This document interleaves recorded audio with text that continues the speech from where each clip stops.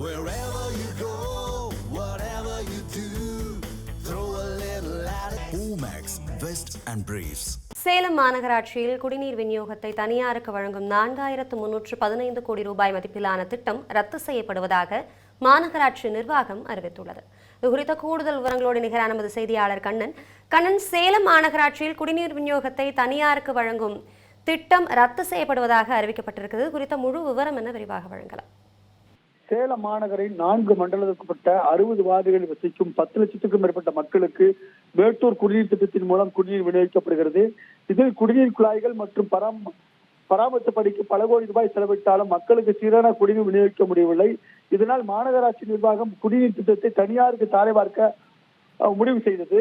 இதற்காக 4315 கோடி ரூபாய் தனியாருக்கு தாரை பார்க்கப்பட்டது. இந்த திட்டத்திற்கான தீர்மானம் கடந்த 2023 கொண்டு வரப்பட்டது.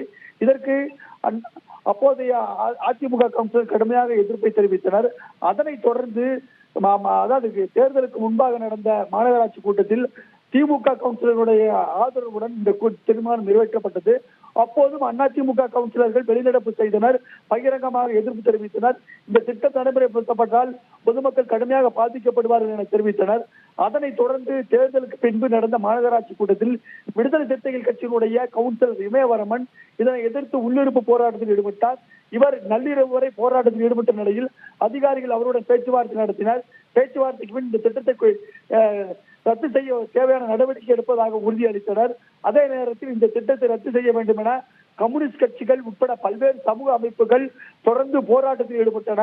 இந்த திட்டத்துக்கு எதிராக கடுமையான எதிர்ப்பு கிளம்பிய நிலையில் தற்போது வரும் 29ஆம் தேதி மாநகராட்சி கூட்டம் நடக்கிறது. அதற்கு முன்பாக மண்டல வாரியாக கவுன்சிலின் ஆலோசனை கூட்டம் நடத்தப்பட்டு வருகிறது. தற்போது நடந்த கூட்டத்தில் மாநகராட்சியினுடைய 28வது கவுன்சிலரும் முன்னாள் நகர திமுக செயலாளருமான ஜெயக்குமார் இதற்கு கடுமையாக எதிர்ப்பு தெரிவித்துள்ளார். ஏற்கனவே மக்கள் சொத்து வரி மற்றும் குப்பை வரி என பல்வேறு வரிகளால் மக்கள் சிரமப்பட்டுள்ளனர். இந்த திட்டம் தனியாருக்கு தாரை பார்க்கப்படும் பட்சத்தில் இந்த திட்டத்தினால் மக்களுக்கு அதிகமான வரிச்சுமை தான் ஏற்படும். இது மக்கள் மீண்டும் வெற்றி பெற முடியாத சூழ்நிலை ஏற்படும், தேர்தல் நிற்க முடியாத சூழ்நிலை ஏற்படும். அது மட்டுமின்றி மக்கள் தலையில் பெரிய அளவிலான வரிச்சுமை தான் ஏற்படுத்த நேரும் என பகிரங்கமாக குற்றம் சாட்டி பேசியுள்ளார். அது மட்டுமின்றி ஏற்கனவே பாதாள சாக்கடை திட்டம், திருமணி முத்தாறு திட்டம் என அனைத்து திட்டங்களும் பலாயிரம் கோடி ரூபாய் செலவு செய்யப்பட்டது. ஆனால் இந்த திட்டம் வெற்றிகள் தரவில்லை. எனவே குடிநீர் தனியாருக்கு தாரை பார்க்கும் திட்டத்தை மாநகராட்சி நிர்வாகம் கைவிட வேண்டும் என தெரிவித்துள்ளார். ஆனால் இந்த திட்டத்திற்கு முதலில் அதிமுக எதிர்ப்பு தெரிவித்த நிலையில் அதனைத் தொடர்ந்து விடுதலை சிறுத்தைகள் கட்சியினரும் அதனைத் தொடர்ந்து திமுக கவுன்சிலர்களும் தற்போது நடந்த மண்டல வாரியாக நடந்த கூட்டத்தில் எதிர்ப்பு தெரிவித்திருக்கின்றனர். அந்த எதிர்ப்பு தெரிவித்த வீடியோக்கள் தற்போது சமூக வலைதளங்களில் வைரலாகி வருகிறது. அது மட்டுமின்றி அனைத்து தரப்பு கவுன்சிலர் எதிர்ப்பு தெரிவித்த நிலையில் இந்த திட்டத்திற்கு அதிகாரிகள் மட்டுமே ஆதரவு அளித்துள்ளனர். ஆனால் இதன் காரணமாக திட்டத்தை ரத்து செய்வதற்கு 90% கவுன்சிலர்கள் முடிவு செய்திருந்த நிலையில் 10% அதிகாரிகள் இந்த திட்டத்தை கொண்டு வர முனைப்பு காட்டுவதாகவும் இது கொண்டு வந்தால் மக்களுக்கு வரிச்சுமை என தெரிவிக்கின்றனர். தற்போது திட்டம் ரத்து செய்யப்படுவதற்கான அனைத்து நடவடிக்கைகளும் எடுக்கப்பட்டு வருகிறது.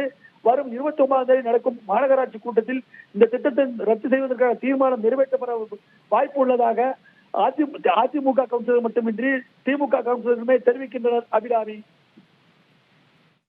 விரிவான தகவல்களை வழங்கியமைக்கு நன்றி கண்ணன்.